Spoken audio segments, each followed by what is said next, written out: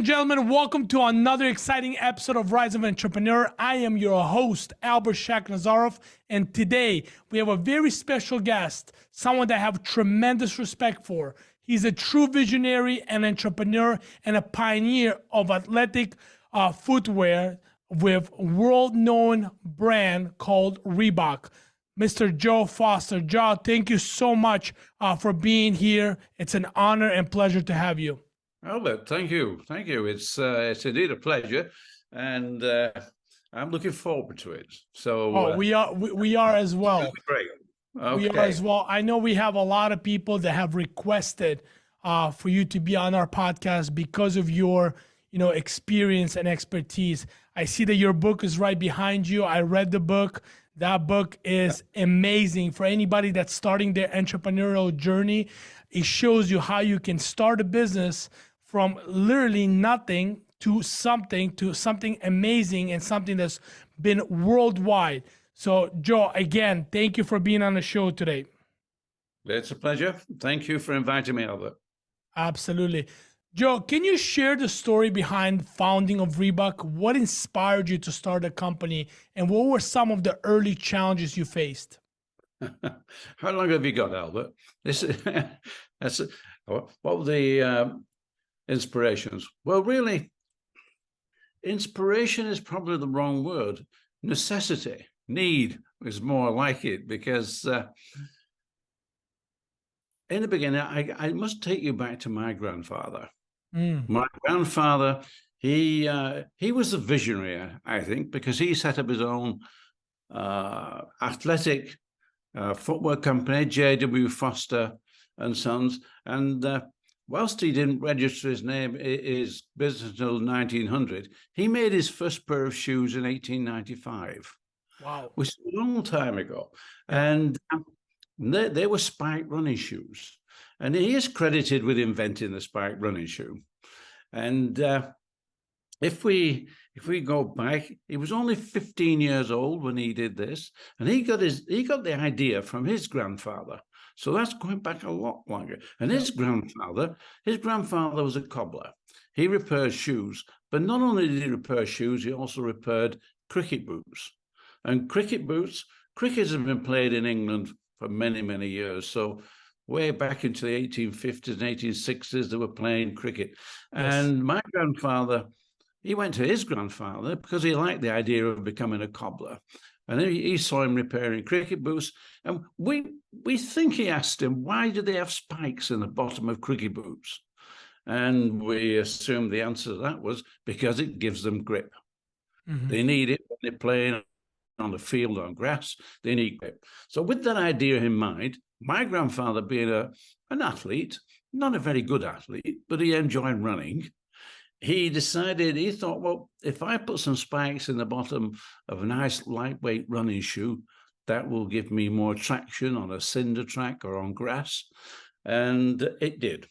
And so that was the start of his business. Wow. So by 1904, he had world records. He had 3 world records in his shoes. By 1908, he had 2 gold medals at the London Olympics. So he knew what influencing was. Yes. In his business, he gave the shoes to leading runners, and that's how he became famous. The sort of second decade of the 20th century was World War I. Nobody wanted running shoes in World War I, so they repaired army boots. However, at the end of that, in the 1920s, that was my grandfather's decade. In that decade, he had so many people wearing his shoes. In fact, we have a letterhead which quotes him as supplying all the Olympic athletes in 1920. Which is incredible. I think it was in Stockholm, but all Olympic athletes. Okay, in those days, it was only track and field. We didn't have the amount of sports that we have now, but track and field, pretty good. He also supplied the athletes, Harold Abraham, Eric Liddell, and Lord Burleigh. They were 3 athletes who won gold medals in the 1920s, but they were immortalized in the film Chariots of Fire. Mm. That was a film about those three athletes. Well, they won their gold medals in my grandfather's shoes. Yeah. So that's how famous he was. However, he died in 1933, Mm-hmm. and I wasn't born until 1935. But I was 15 months after he died, I was born on his birthday. So, Wow. so I got his name. He was Joseph William. I am Joseph William. In fact, the whole family are J.W. Foster. As I said, my grandfather was Joseph William. My uncle was John William. My father was James William. And my brother was Jeffrey William. Yeah. So Yeah. we're all JWs. But I was born on my grandfather's birthday. So my grandmother, well, she obviously thought I was the reincarnation, and I'd come back as a youngster. That's right. I came back. So this is fine, but unfortunately, my father and my uncle, they didn't get on. You know, Adi Dassler and Rudy Dassler, they didn't get on either. But Rudy Dassler left the Dassler company and set up Puma, whereas Adi Dassler, he had the Adidas factory. The Fosters didn't do that. My father and uncle just kept fighting. They just kept feuding.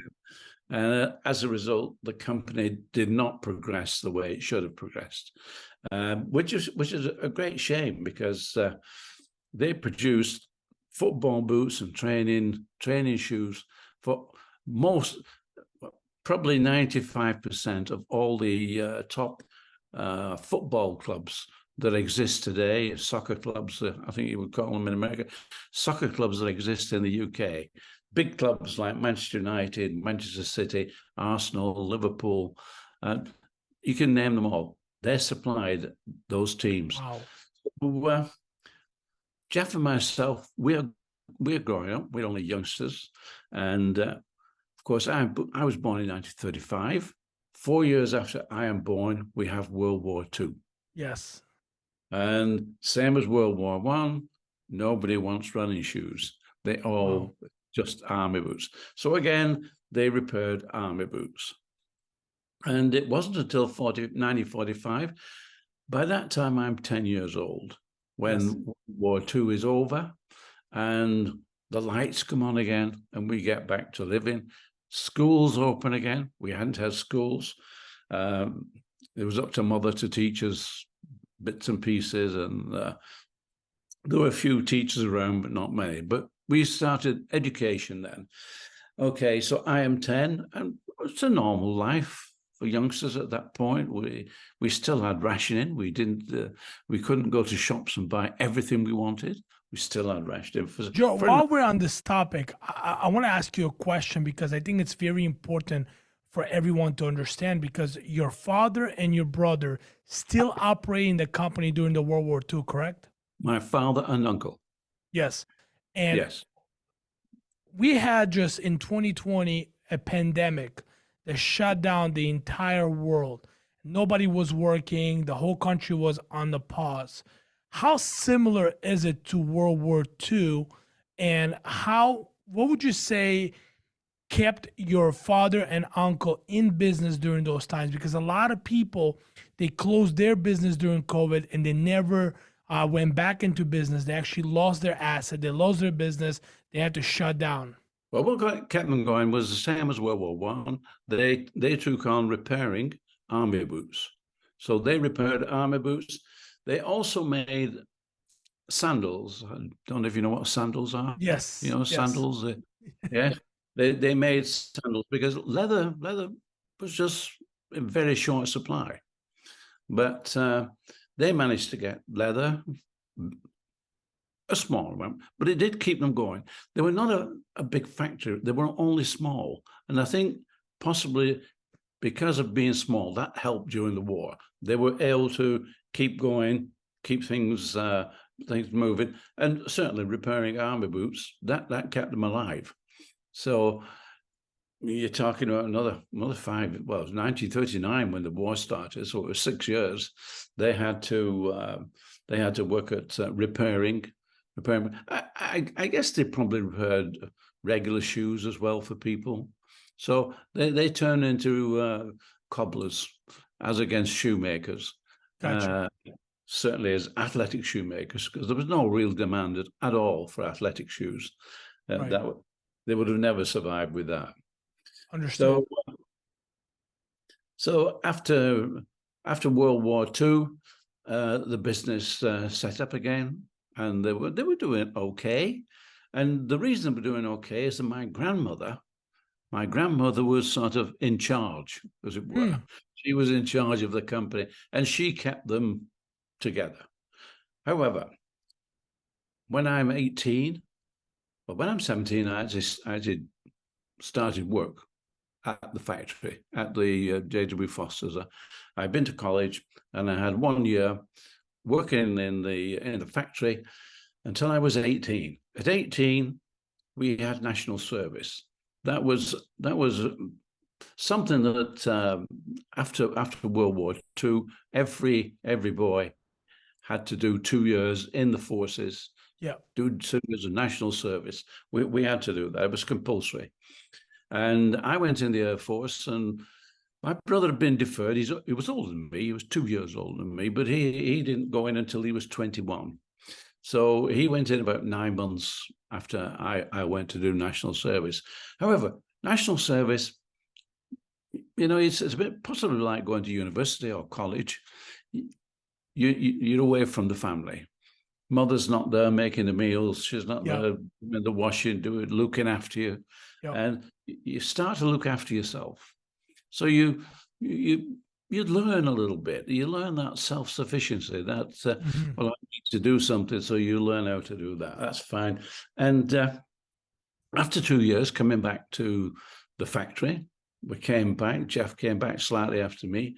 But what we found was a failing company, because while we had been away, my grandmother died.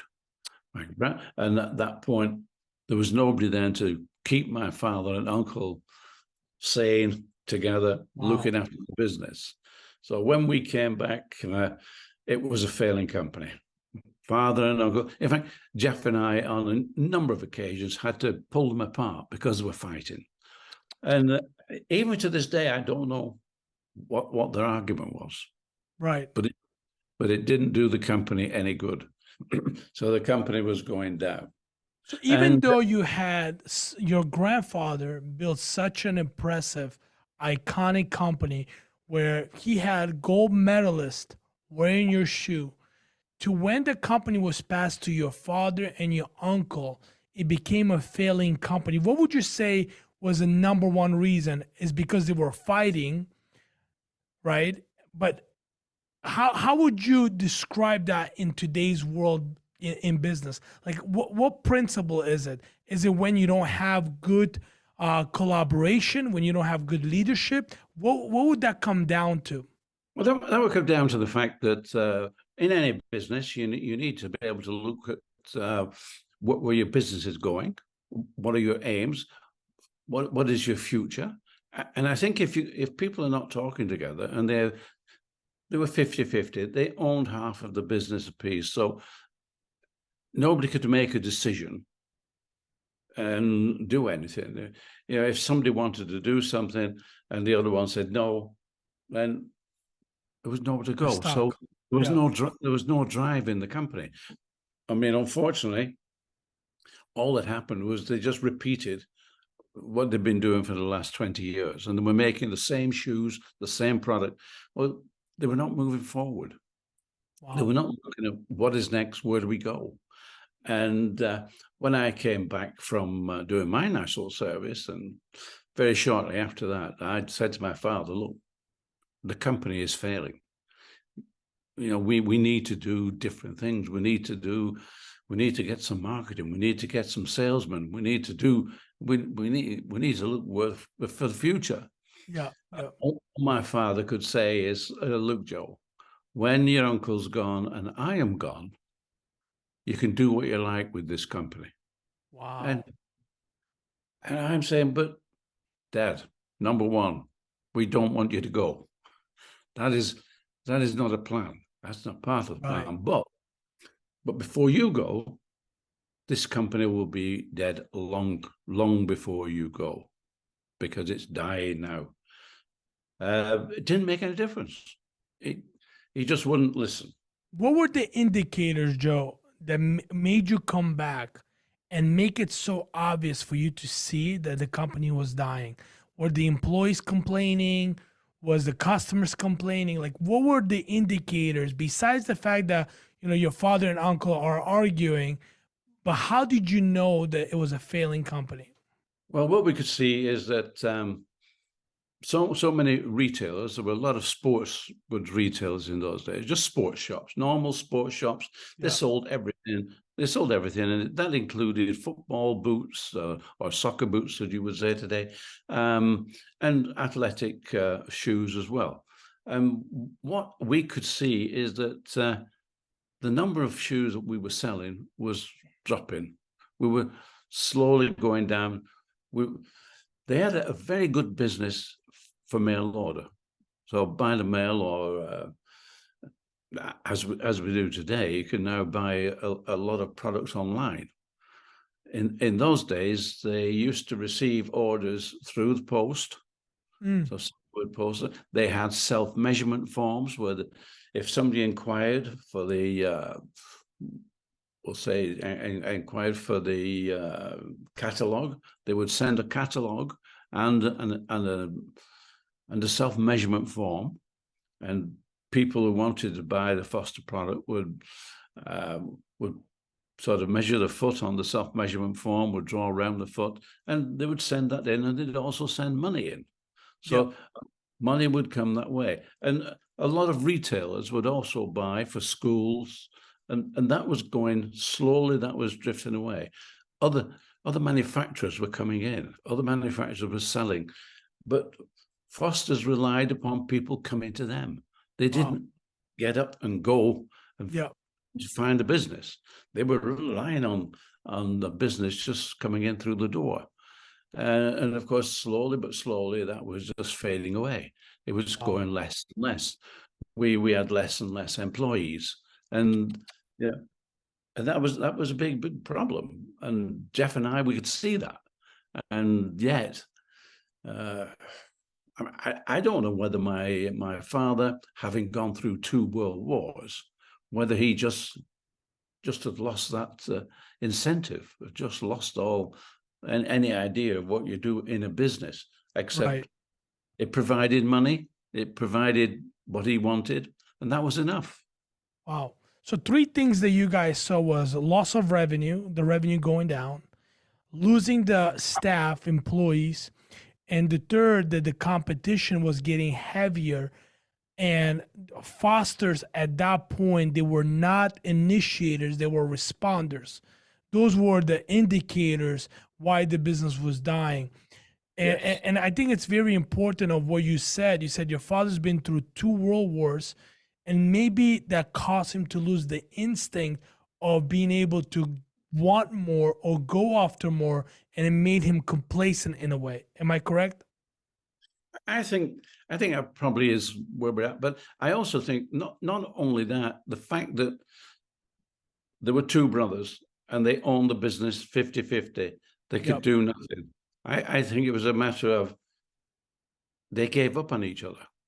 They gave up talking to each other. They gave up on any idea that you had to do something different. You had to build a business. The business was just surviving, and it was surviving less and less. And that was the problem. And that was a problem that Jeff and I saw. So when you asked me the question, what was the incentive, or what were you thinking of when you set up Reebok? Necessity. We could see there would be no business. So the alternative for us was to find a job, go and work somewhere else for somebody else, or why didn't we set up the business? We knew quite a bit about the business. We knew what we knew off the factory floor, but that's all we knew. So shortly after we came back to the business, after doing our national service, we decided to go to college at night. So we did night college, we did night school, as they called it in those days. And for 2 years, we went to college. We went to a footwear college. to learn about making shoes. But Wow. what we gained from that was not just the fact that we did learn a bit more about making shoes, because all we knew was how to make running shoes and some rugby boots. What we did do, we picked up a lot of friends. We made a lot of acquaintances. The people who were there, they could tell us, where could we get machinery from? Where could we get materials from? We had a source of information. And I think if anybody is starting off in any business today, they should know where to get the information. They should be able to go somewhere, go to people who know the job, who know everything, or know a lot of basics. They knew the basics. They knew how to make patterns for a shoe. Yeah.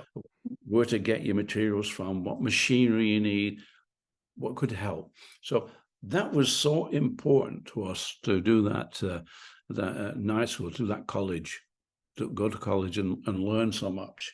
And that was good, because when we did decide that this is the day we should leave the foster family, we had a lot of help.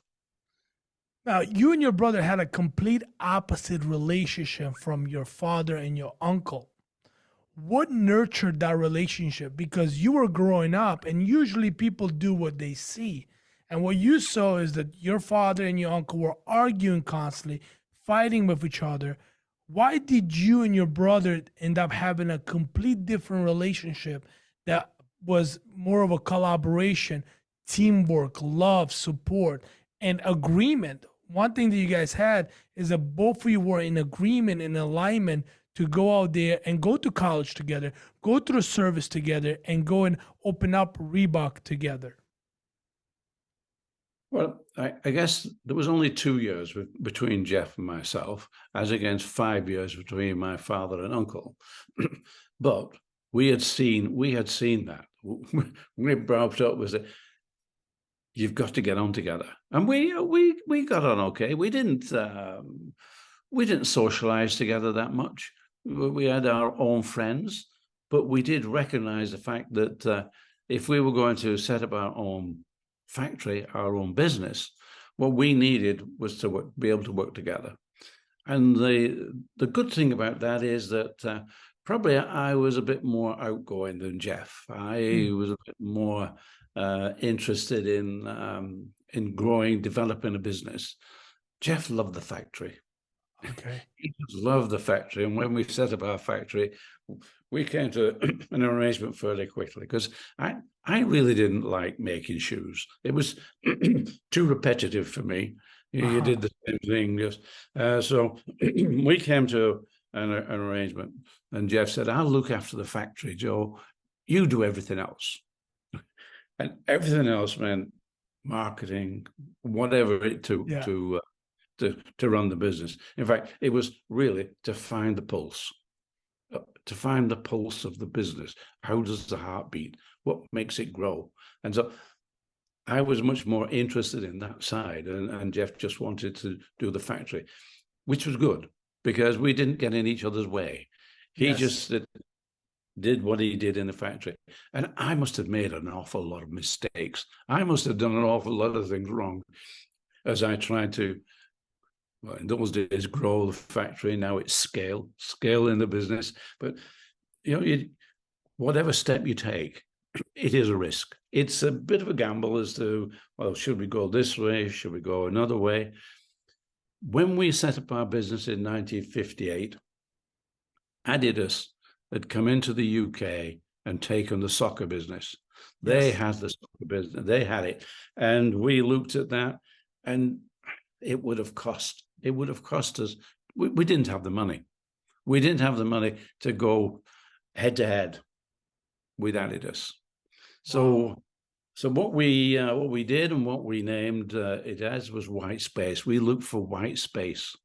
White space was, where can we be that they're not? What can we create that they're not in that?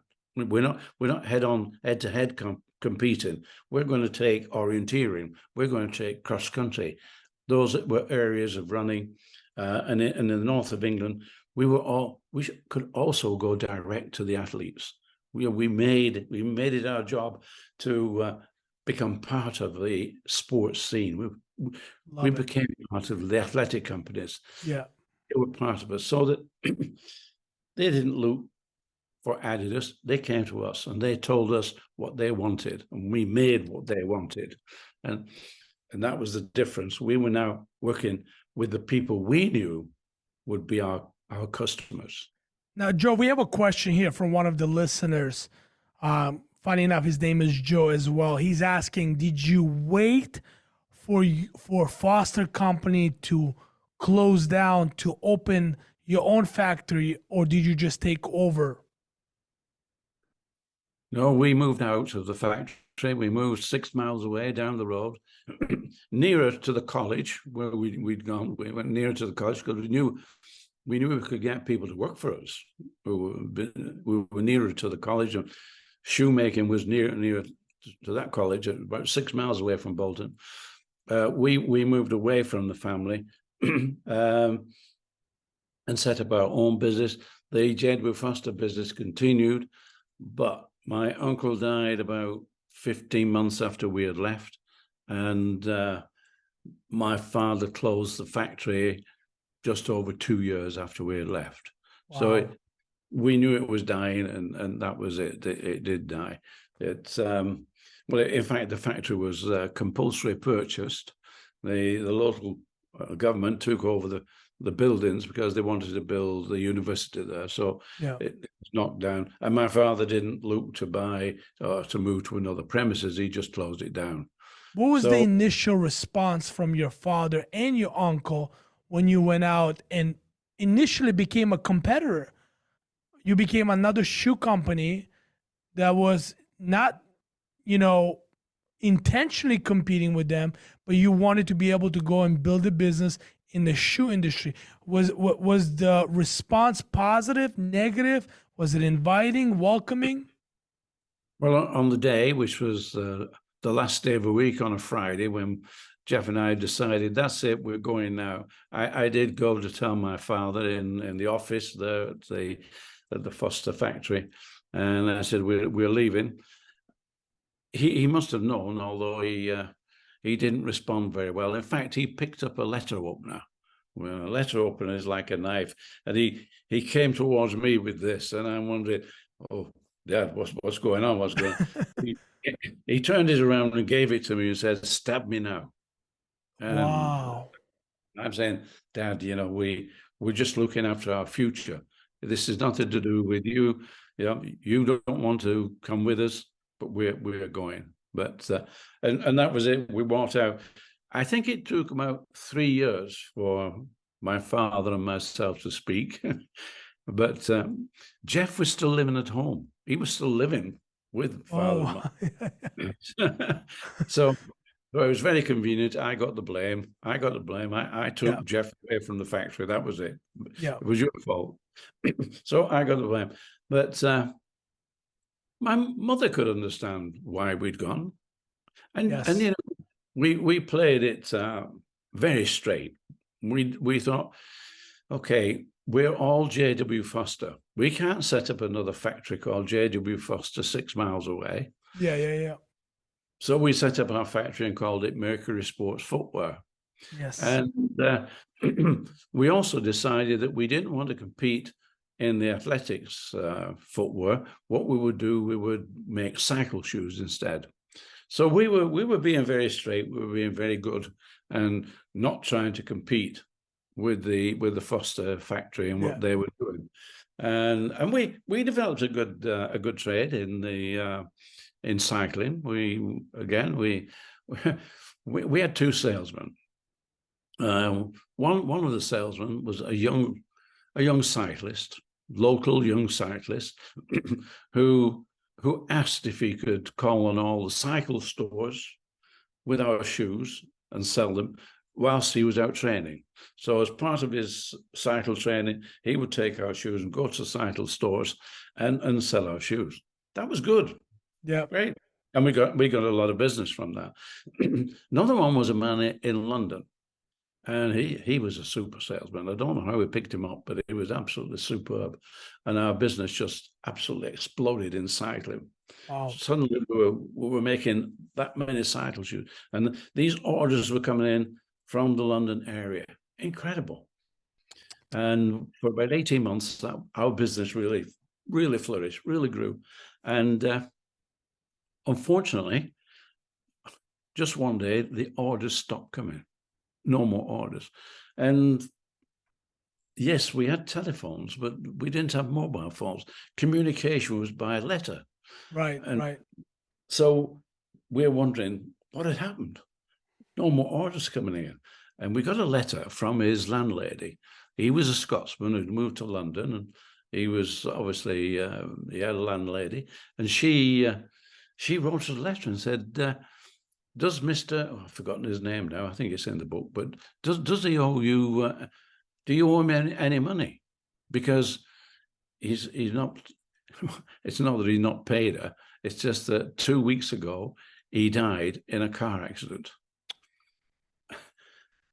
And that was the end of our cycle shoe business. Oh my God.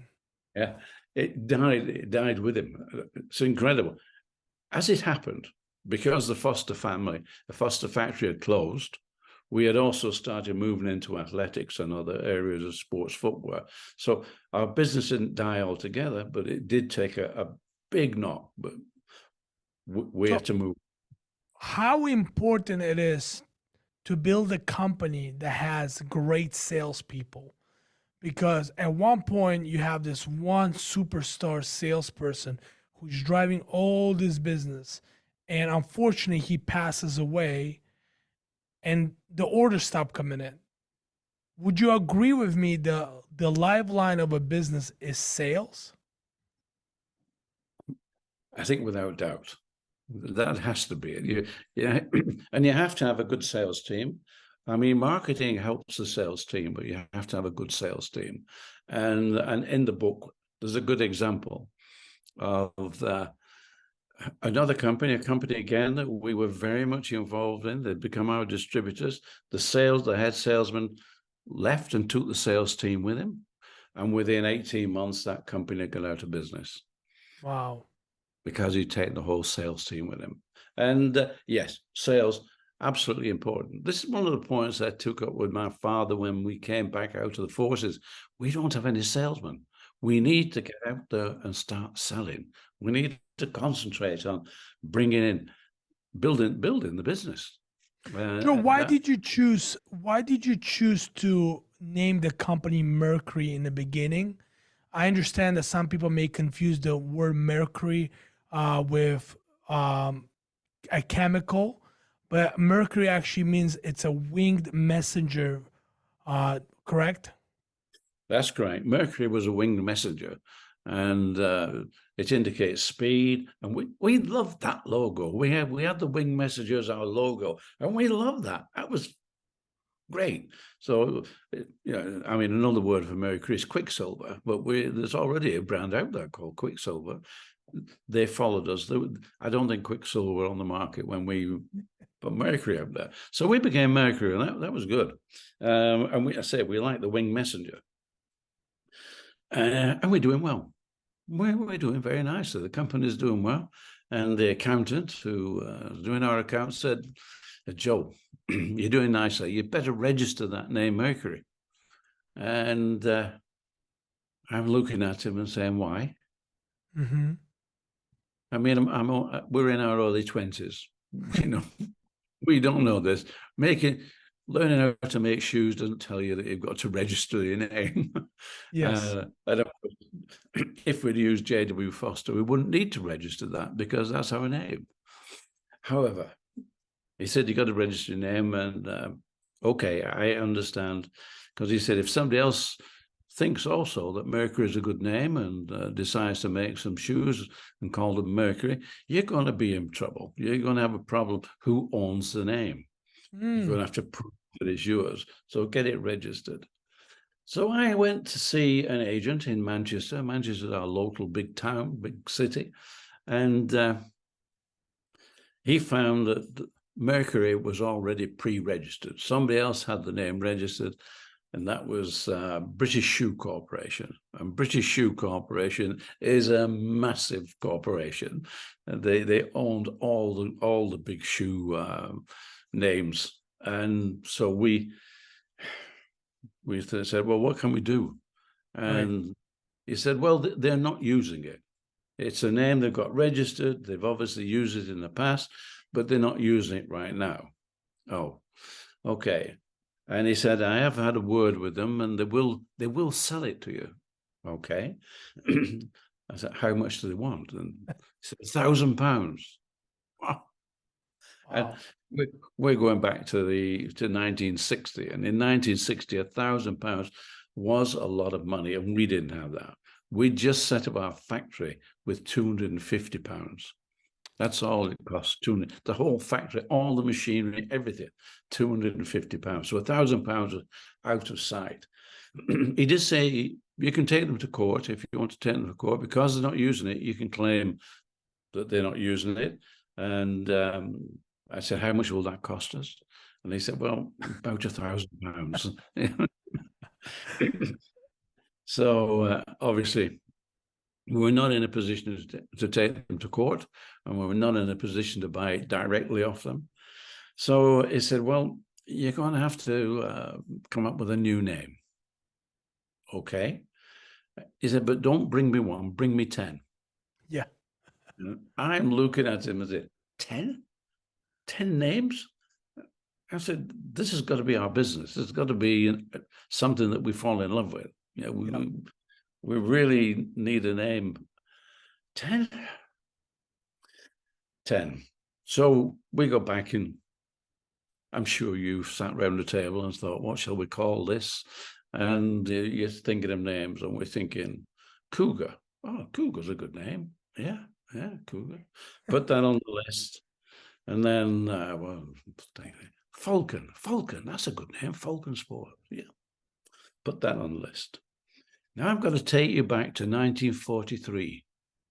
That's my favorite story. In 1943, I am 8 years old. Yeah. And I want to say, to add to this right now, I can put you back 80 years, and it would be the first week of July. That was the Bolton holidays, when they had events. Yeah. So when we talk about COVID, during the war, we couldn't go anywhere either. There was nowhere to go. And so they had events in your hometown. And one of the events that they had in the hometown was a 60 yards race for young children. And I was very young, and I was only 8. So 60 years ago, I was going to say 80 years ago, almost to the day, I was entered in that race. Yep.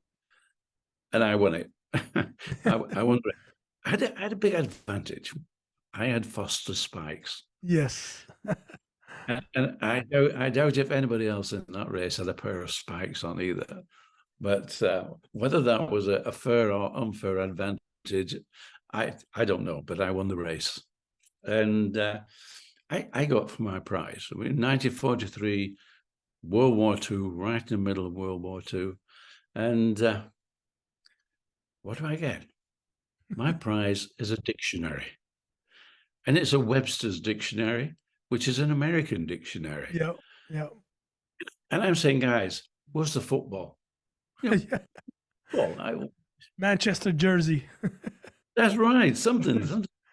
No. I get a dictionary. I suppose I could have kicked the dictionary about here and there, but no, not a football. So somewhat disappointed, I have a dictionary, an American dictionary. So fast forward now to 1960, we need a name. And my dictionary is here. It's at the side, and I'm thinking, I like the letter R. For some reason, I can't explain why. It is a strong letter. So I open my Webster's American Dictionary at the letter R and start thumbing through. And it doesn't take me long before I come across R-E-E-B-O-K. Reebok, what's that? And it's a small South African gazelle, a gazelle. We're a running company. It's gazelle, top of the list. That's So Reebok goes at the top of the list. We do invent the other 8 names, and I take them to the agent and I say, look, here's the 10 names, but we want that one. Yep. We want Reebok. We're already in love with it. We need to be. It's going to be our passion. It's our future. And of course, he's a lawyer, so all he can say is, okay, Joe, we'll see what we can do. Right. It takes 2 weeks to go through all the systems they have to go through for the register. But he called me back. He came on the phone and said, Joe, you've got your wish. You can have Reebok. There's only a couple of things, and those are okay. Except that there's a caveat. The registrar said if somebody is making shoes out of Reebok skin, you can't stop them. Wow. So what are the chances of that? yeah, we looked at each other and said, nah. I looked at Jeff. That'll never happen. Nobody will ever make shoes out of Reebok skin. Yeah. Okay, so we got Reebok. But he said, because of that, the registrar said, because of that, we got to put you in Part B of the register. Up until a month before this, I didn't even know there was a register. So what? So we go into the B section of the register. 10 years later, the registrar came back and said, we moved you to the A section. Oh, why is that? Well, he said, everybody now knows that Reebok is a sport footwear, and the animal, unfortunately, has to come second. Did you know at that point, 10 years later, that this company is going to be a worldwide known company and is going to create the impact that you have created? No, we had no idea. We were just happy that we were following a dream, that we were being successful, small but successful, and we were, as they say, we were scaling. In my days, we were growing the company, but now they call it scaling. Joe, I have a question. I believe, and correct me if I'm wrong, at the time that you were running Reebok, at the time that you were in charge, Reebok reached its highest point, close to $4 billion. What would you say was the main core values that you have instilled in your business making process to get the company to that point? I think the main thing is that even today, not many people know Joe Foster, but millions of people know Reebok. So I think what we instilled in everybody was, this is Reebok, and you're part of it. You have as much ownership as we do in that name. Yeah. And so people who work with us, work for us, they all felt they were part of that. They were part of Reebok. And the good thing about a company like Reebok is you can pick this item up and you can feel it. It's associated with leading athletes, both men and women. So we had that association, and people loved that association. I work for Reebok. They didn't work for Joe Foster. They worked for Reebok. And I think that for me, people loved to work for Reebok.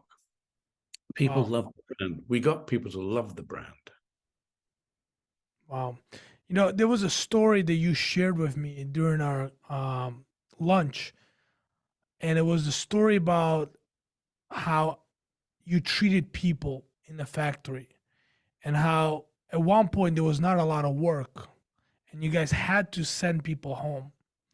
And when you send people home, you told them that as soon as the work picks up, that they can come back. And every single one of them came back.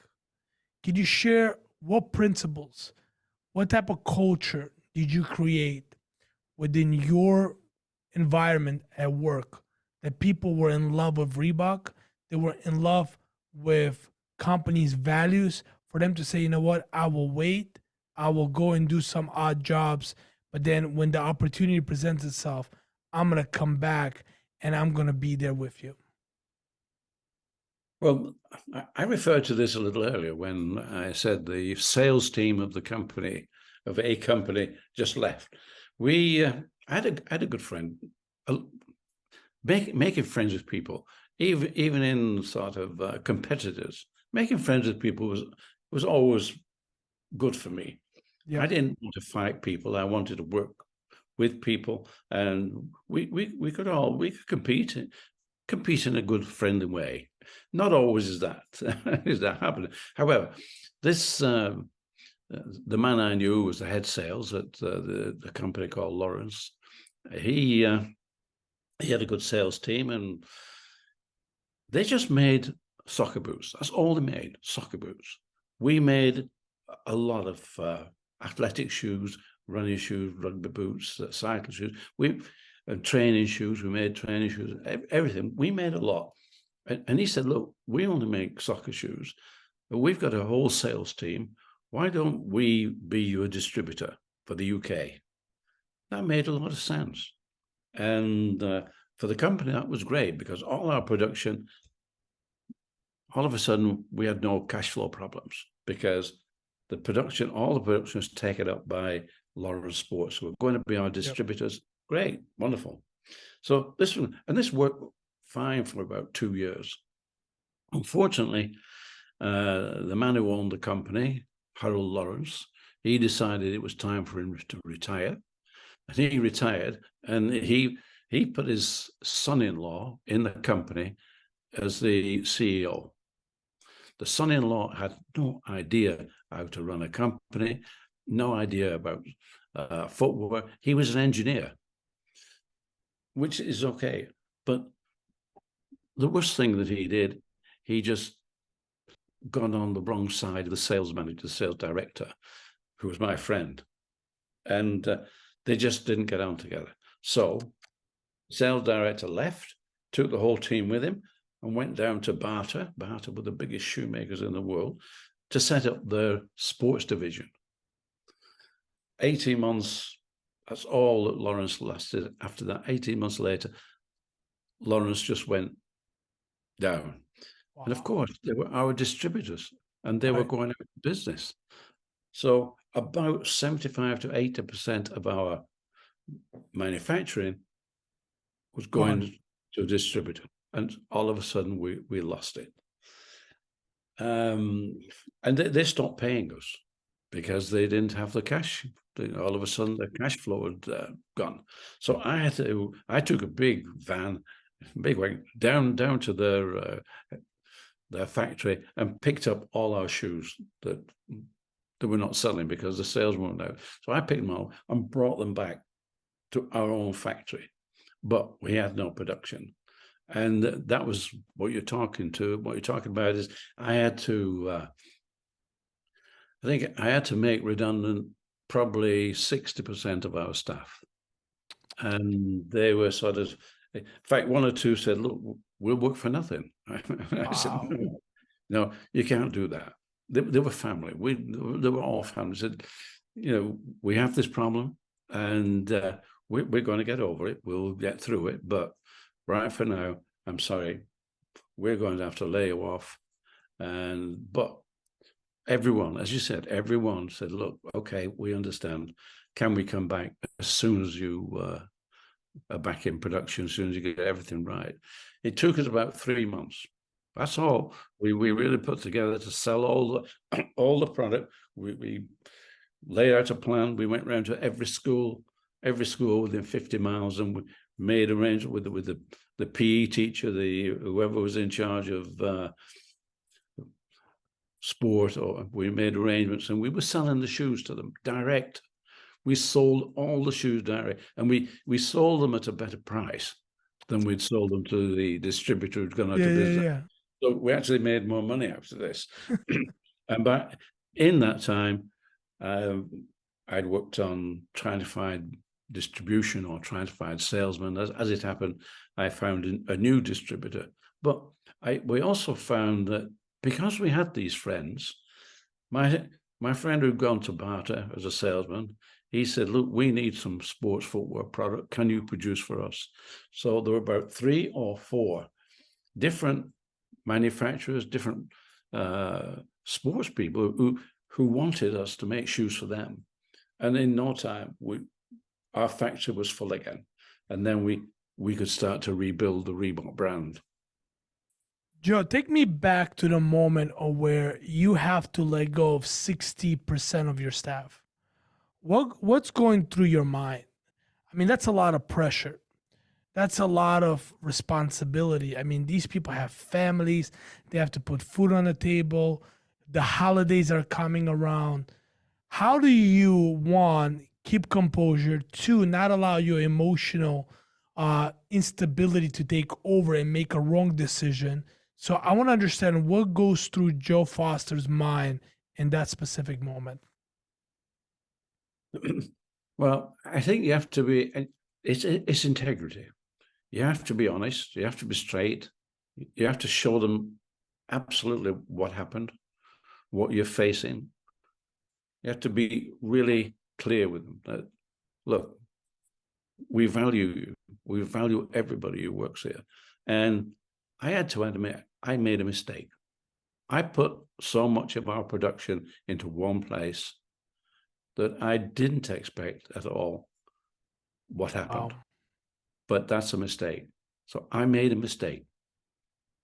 And we have to work on that. I have to work on that. And, give me time. And I'm sorry, guys, we can't, there's nothing we can do immediately except get on with a new plan and rebuild. And I think if you show people integrity, you show them that you're not just laying them off. We can't pay you. We have to make decisions, and some of those decisions are tough. Right. But fortunately, we were in the shoe industry, and there were 3 other shoe manufacturers in the same town. So there was quite a bit of space for them to be absorbed. Yeah. And if they weren't, they could go on to they could claim unemployment benefits, so they could survive. They would it wouldn't be too bad, but of course, I think the biggest emotion that most of them had was not the fact that they would be losing income, but they would be losing a lifestyle. They loved being part of Reebok. It was something that they a lot of these people had grown up with. We used to have people come in. We used to open the factory at 8 o'clock in the morning. That's when the factory started, 8 o'clock in the morning. There would be some people there at 7 o'clock in the morning.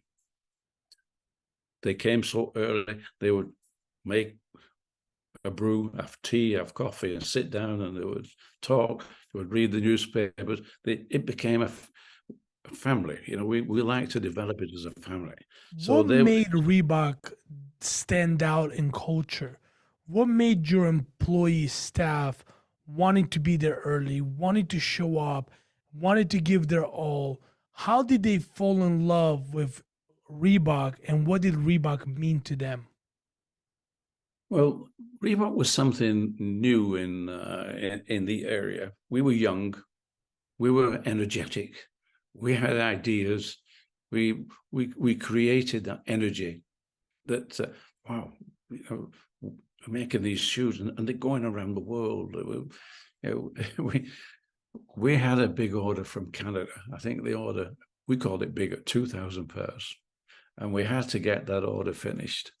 And because it had to get onto a boat, we had to get the order into boxes, big wooden crates, get them down to Liverpool. Liverpool was the dock, and we were running out of time. And about half the staff stayed on until midnight that very day. They stayed on at midnight so that we could have that collected by whatever transport company at 7 o'clock in the morning in order to finish. And so it was that sort of feeling. They were all part of it.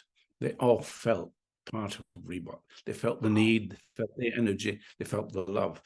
And so we were not a big company. We only had 30, 40 people at that time, but they all loved the idea of being part of this brand. I love it. I love it. I want to take you back, okay? Because I want to see your point of view. Do you believe that everything happens for a reason? Do you believe that a man or a woman have a destiny in life? That's a, I, I, I would like to believe that that's so. And as a personal thing, I don't know whether it affects everybody. Whether I think people who are entrepreneurs, people who are optimists. To be an entrepreneur, you have to be an optimist. So you look at life, and you look at, well, this is, you know, what's happening. We went to it was an event in Rome at the Vatican. We went to the Vatican to meet these they're change makers, so people who are changing the world, and some great brains there, massive, you know, and they were talking about it. And one guy came up with the pessimist and the optimist, and he was saying there are two children, and one of the fathers took his child down on Christmas Day, opened the room with all these presents, just for every present he could think of. Fantastic for this youngster. Great, look at all these. And the youngster burst into tears. And the father saying, why? What's the matter? And he's saying, this, look at all these toys. All my friends, they're going to come and play with them, and they're going to take them. I'm going to lose these toys. And father said, well, really? He couldn't stop him from crying. So we go to the other father. The other father takes his son down on Christmas Day to a shed in a field. And he opens the shed, and it's full of manure. And he takes his child in, and his child looks at it and says, wow, this is fantastic. Look at all this manure. There must be a pony here somewhere. Oh man. And that was, you know, the pessimist and the optimist. The one who's looking at what he's going to lose, the one who's saying, I'm going to find something. And I think this is the difference when you ask, does everybody have this, does everybody have somewhere to go? I think you have to have the optimism. I love it. I love it. To see the opportunities. And I think the pessimist, it's a difficult life. And being an optimist, I can't understand it. Because no matter how bad things are, and I think if you engender that, and we did it with our staff and our people who work with us, that there's a corner up front, and it's going to be better even around that corner. We're going to be, so we're always thinking this is the next step is forward, not back. 100%. I'm just looking at, if you never won that race when you were 8 years old and never got the dictionary as a gift, would we still have Reebok today? I can understand where you're coming from. Yes, I you know, people say, you know, luck, and they talk about luck, and I say, yeah, we had a lot of luck. And they say, no, you didn't have any luck. You worked for it. You did what you did, and you made it. But yeah, I think you still have luck. There's still things that happen in time. Yes. That you have no decisions to make on it. It's there. It happens.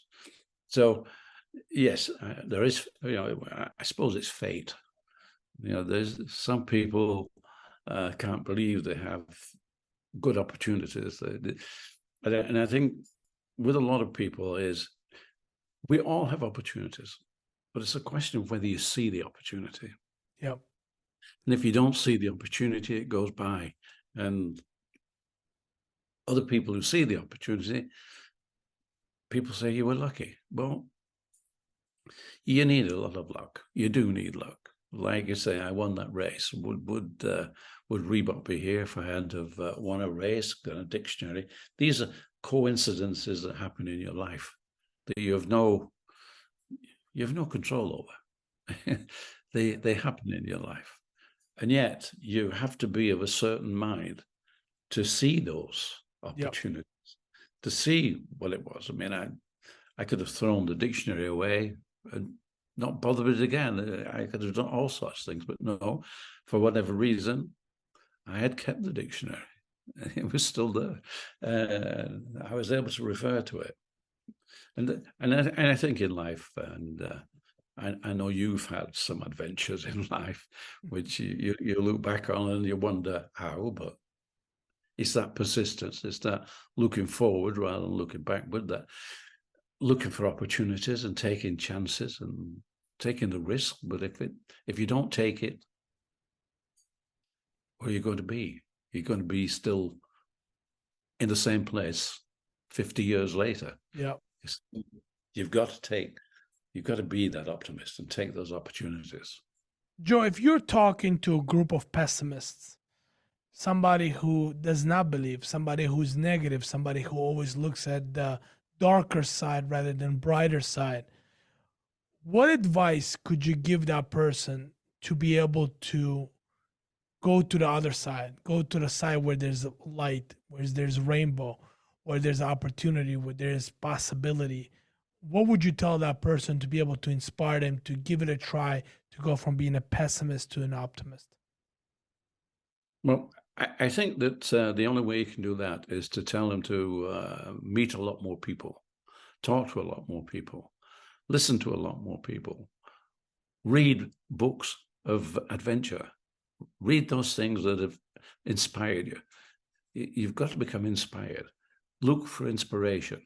And I find it difficult to think that being a pessimist, that they will take heed of that. But you can only say to people, look, in this life, you only get one chance at this. You've got to enjoy it. And so look to find something you enjoy. Wow.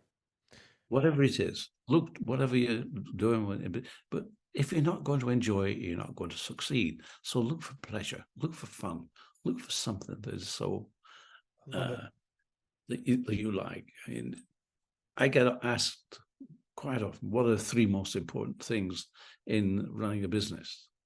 And I say, well, first thing is you've got to have fun. Yes. And the next thing is you've got to have a lot more fun. And third, if you're not having fun, get out. Yeah. Yeah. Because if you're having fun, it's not working. It's something you're loving. You love to do it. And that doesn't say that every day is going to be fun. No. There's some of those days are going to be absolutely the opposite. They're going to be so difficult. But if you're an optimist, you either obliterate those days, or you turn away and you find where the fun is. You look for the fun, you look for the energy. And I think that being successful as an entrepreneur, one of the things you've got to have is that optimism, is that desire to find your way out of things. We had to change our name at Reebok, and we found a better name. And we learned that, okay, somebody throws a problem up, somebody throws up something, you can't register that name you have. You've got to do something different. And we enjoyed the process. We became Reebok. 4 years into our business, we received a letter from Adidas, well, the lawyers, and our silhouette on the side of our shoe was 2 stripes and a T-bar. And the letter said that your 2 stripes and T-bar, that infringes Adidas's 3 stripes. Wow. Okay. We're only 4 years into our business. We're quite small. We read this letter, and at first we're thinking, wow, what do we do? It didn't take longer than 30 seconds to say, Adidas, no, we're here. Adidas. have sent us a letter. That's right. Yeah, Adidas are writing to us. We're causing them some concern. Wow, isn't that great? What do we do? We'll change the silhouette. So we Wow. changed it to the Vector, and the Vector gave us a better silhouette.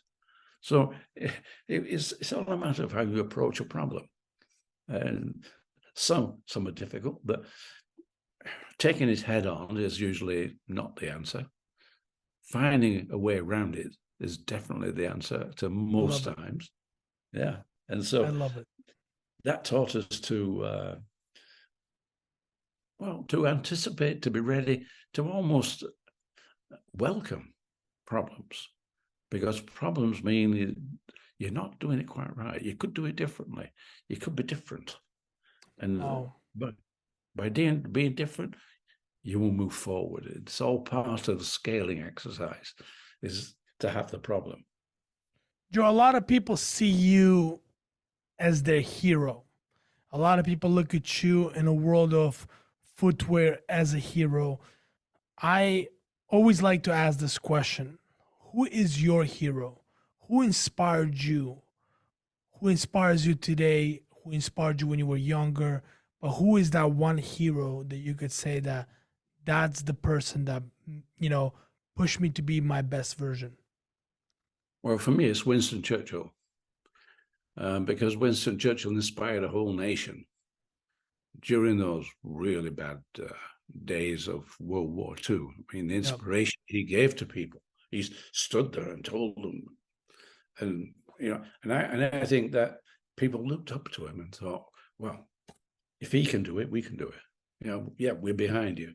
So he was a man who could get a whole nation behind him, and not only a whole nation. I mean, he got the rest of the world behind him. He really inspired, and I think if you can do that, then that's wonderful. And so Churchill for me, and reading his biographies and whatever, you see how many chances he took.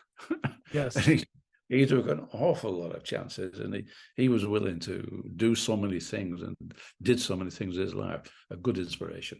Joe, do you have a favorite quote or a motto that you live by? I'm just trying to remember what the Scout motto is. Be prepared. Be prepared. I love Yeah, it. If you stay ready, you don't have to get ready. that's right. Stay ready. Yes. So Stay I think ready. be prepared is a very good motto to live by. And having been part of the Scout movement, where they do teach you a lot, discipline is a good thing. And going into to do national service, having been part of the Scouting movement, it was simple. It was easy. It was like almost the same thing, because that's where it came from. The Scouting Yep. movement came from military service, and so I think yes, be prepared is very very simple. Joe, your story, everything you have accomplished, everything you have done demonstrates strong leadership qualities. And we know that leadership plays a critical role in success of any organization. What leadership qualities do you believe are essential for effective leading and inspiring a team? Well, I think again, I think you need integrity. If you have integrity, uh, people will continue to listen to you. If they find that you say something, then they do something totally different, that's very, very difficult to follow something like that. So Yep. integrity, you need to have that. And probably what you need to be able to do is to listen to other people and encourage other people. Encourage other people to, many people will sit on an idea because they're just that frightened to sort of speak up, to tell you what their idea is. And I think you have to encourage that. Yeah. Like Encourage that. people. Yeah. To come on, if you've got an idea, and when even if it's a bad idea, you don't have to rubbish it. What Yeah. you have to do is say, oh, well, okay, let's think about that. Let's work on it, and let's turn it in. See if we can use that. Yeah. And you usually find that people with ideas, they're pretty good. And you find you can either save money or make a product better, make it easier. And so encouraging people who work repetitively on something usually find a better way of doing it. I agree. I agree. And yeah. In 2005, Reebok was acquired by Adidas. How did this acquisition impact the company, and what were the reasons behind this decision? Well, for me, I had stepped back from the company by then. And I think a company, as it grows, it develops, you need different minds, different ways of looking at it. I see myself as a pioneer and an adventurer. I'm not a corporate man. I think you need different people who are corporate, and so that your company grows and it can scale and become big. That's okay. But for me, the energy is different. I like the challenges. When you get bigger, the challenges are not for somebody like me. The challenges become either financial or legal, and you need experts. You need to get the expert people, and so you import people. So by the time 2005 came along, Paul Feynman, who was operating as CEO of the company, he kept coming in and out of the company. He kept deciding, I'll bring a CEO in, and then he would come back in and take over from the CEO. So it was going in and out of the company. And unfortunately, he didn't find the right man.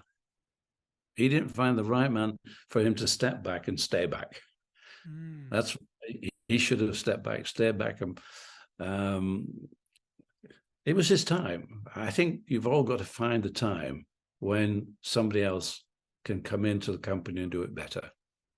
There's a time during a company's growth when you have that energy to take it as far as that next step. But I don't think you can be a pioneer and then also be the man who is a governor to keep things straight and tidy. Gotcha. You're always a pioneer. And so you always want to do things differently. You always want to take things, go in different directions. Whereas a company needs that. So when it gets corporate, it needs that corporate organization to keep it going in the right direction. It also needs the pioneers to be pushing, but not to be operating the company. Well, and by the time of 2000, well, I think in the late 90s, we could see that the company was plateauing. Yeah. In fact, whilst we were in Rome at the Vatican, I'm talking to somebody and he's saying, don't you think that by now Reebok should be a $50 billion company? And yes, it should. Whereas it plateaued at $4 billion and then went down. So had it had the right people at the top at that time, and I don't think that was me. I don't think I could take it up to 50 billion. It's a different brain, a different operating set. Yeah, I'm the guy that gets us off the ground, that creates a family business, that has that drive, has that motivation. But when you get so big, when you get thousands of people in a company, it needs a different style. Different style from me, and we didn't get the right people to go forward. So for me, the sale to Adidas was a fantastic sale for the shareholders and for the people who would get the money out of it, because they were not going forward. They needed to change. But unfortunately, with Adidas, and I love Adidas. I think they're a great company, and I think they're struggling at the moment. But they didn't buy Reebok to run Reebok as a company. They bought it because Reebok were big in America. They wanted more of that. Share.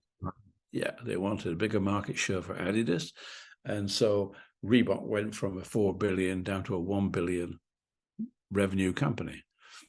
So for Reebok, that was bad choice. For Adidas, it was a good choice. Of For course. the shareholders, it was probably a good choice. For me, I'm Reebok. So for Reebok, it was a bad choice. Yeah. And, but now, of course, it's been bought by ABG, Authentic Brands Group. Yeah. Adidas put it on the market. Most analysts were saying it's worth between 1 and 1.5 billion. And ABG paid 2.5 billion because it was done on a bid. And everybody, I knew 2 or 3 of the other people who were bidding for the company, and all of them said, we were nowhere near. We were nowhere near 2.5 billion. Wow. But that's what happened. And ABG, I mean, they have a different operation. Their Yeah. operation is retail. It's working with it's licensing. It's going really back to when I started. I licensed people in different countries. I even licensed Paul Feynman in America to begin with. They have a licensing operation, and we were in India, and the Indian guys, they've got a 40-year license. 40 years. That is incredible. Yeah. But what it does do, it says, look, you're nearly owning this brand, and for 40 years, it's yours. You've got the incentive now to put your money into it and to grow it in India. Wow. And so they have thousands and thousands of outlets. And Julie and I, we've traveled down this year. We've traveled down to Australia. We've traveled through India. We've also been in America. We've done Panama, and we're meeting all these different retail groups now who have massive retail outlets. So it'll be fall 23, fall of this year before we see any new product that ABG have been involved in, all these different, because it takes that long for the product to come through.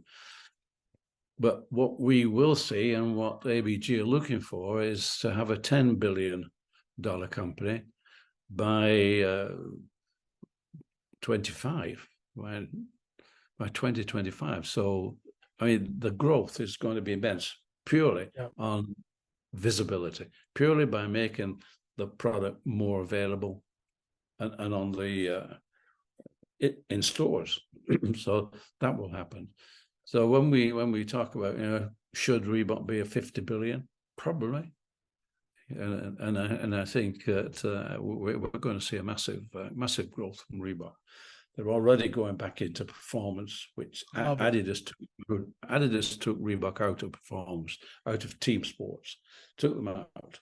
They're going back in now. So and a lot of people still love Reebok. When I go to America and I'm talking to people probably in the late 40s, oh, Reebok, I remember Pump. I remember that.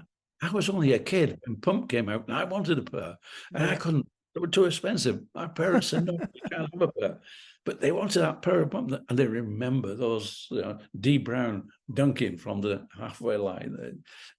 They remember that, and I think that's that energy is there now, and I'm quite sure that that Reebok will be making a very big comeback.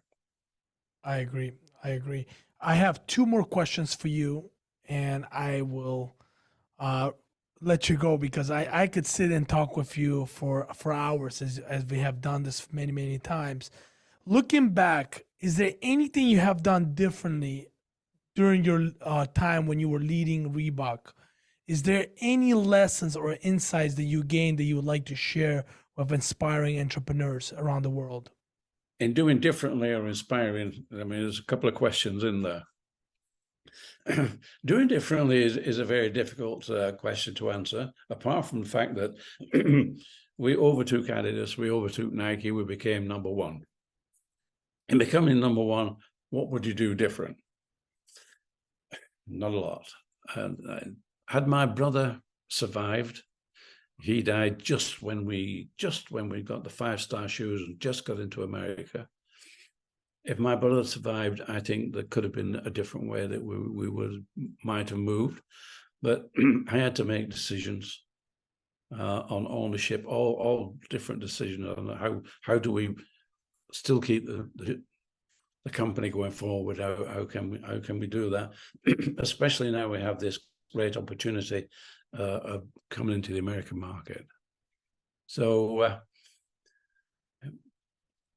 the tough one is when you're an entrepreneur and when you're growing a business and scaling, probably like you've gone through this yourself, scaling your business. I think a lot depends upon the people you're with. I don't believe you can do it alone.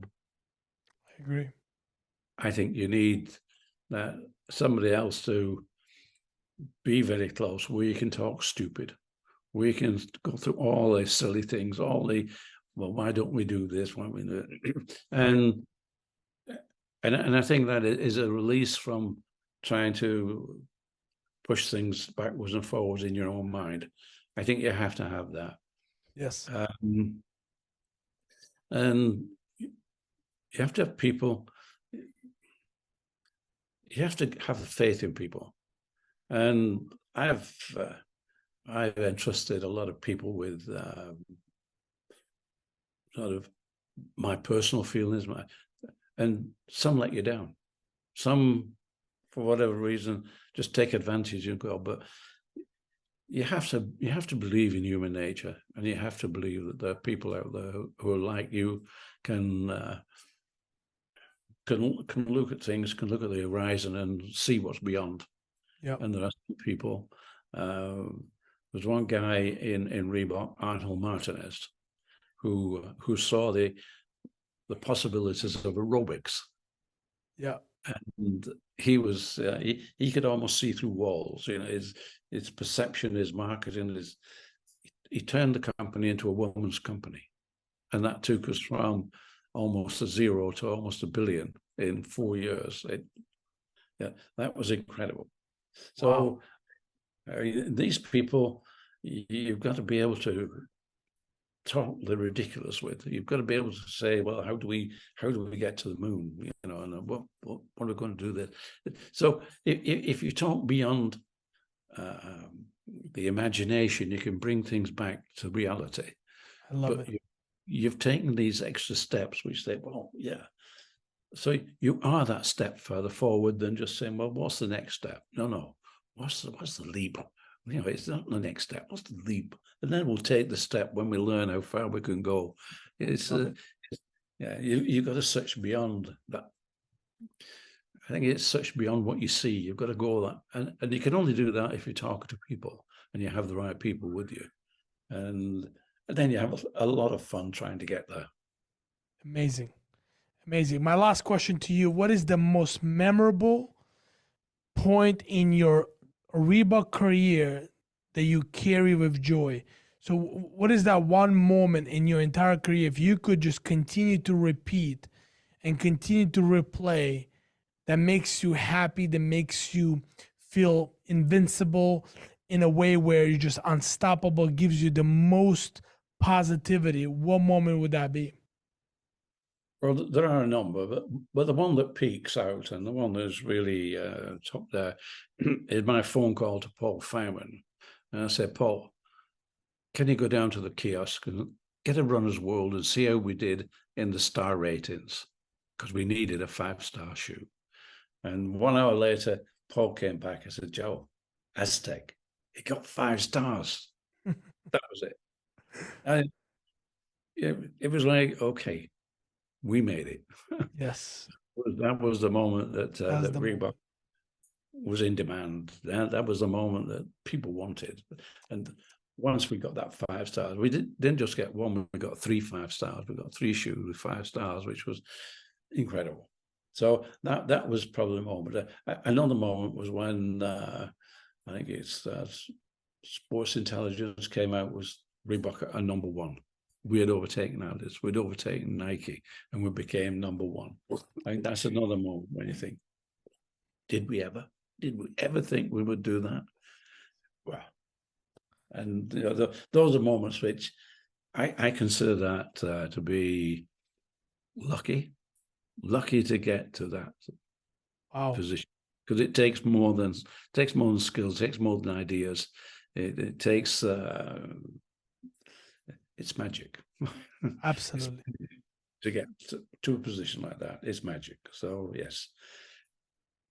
Joe, I believe your grandfather, your father, your uncle, your brother, they're all looking down and they're smiling and extremely happy with what you have done and how you never gave up on your dream, on your vision, and being a pioneer and taking the company to where you took it. So I just want to say thank you for being an inspiration to me and many others that do have a dream, that do have a vision, and continue to carry on and think, what would Joe Foster do? And what would Joe Foster think? And I appreciate you being on this podcast and giving this insight to many, many rising entrepreneurs. Well, Albert, it's been an absolute pleasure. And I know your story, and I know that is also incredible in a different way, but totally incredible. And good luck Thank with you. all you do and the future. And it's Appreciate you. been a pleasure. Been an We absolute will be pleasure. talking soon. Yeah, Take we care. will. We will. And Bye yes. bye. Bye-bye.